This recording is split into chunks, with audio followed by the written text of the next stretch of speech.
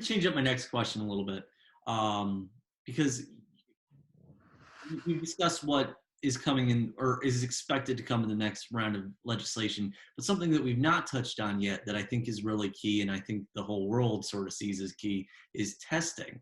Do you see any movement coming on the federal level as far as testing? Is expanding our testing capacity at all?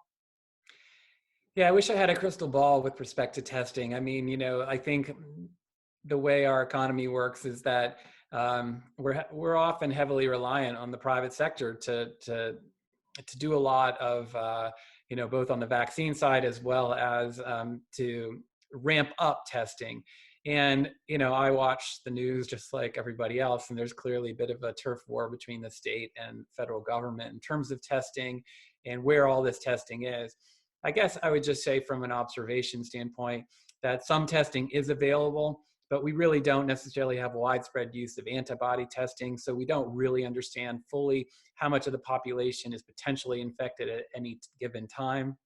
There have been a lot of anecdotes that have been reflective of the fact that, in Los Angeles and California and other places, and, I hear these anecdotes every day about, that many, many more people may be infected. And I think we're going to need testing to get out of the crisis we're in now, without understanding of, from a medical practice standpoint, just trying to determine when we can reopen, when we can start having face-to-face visits without full protective gear, and endangering potentially the staff of medical practice.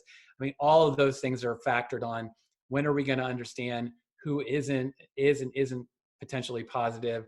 Do we have the gear to protect ourselves in order to take care of these patients? And when we have either diagnostic tests or antibody tests in order to determine, at least where the turn is in the population, I still see that as a ways down the road. And until we get that, we're not going to return to normal.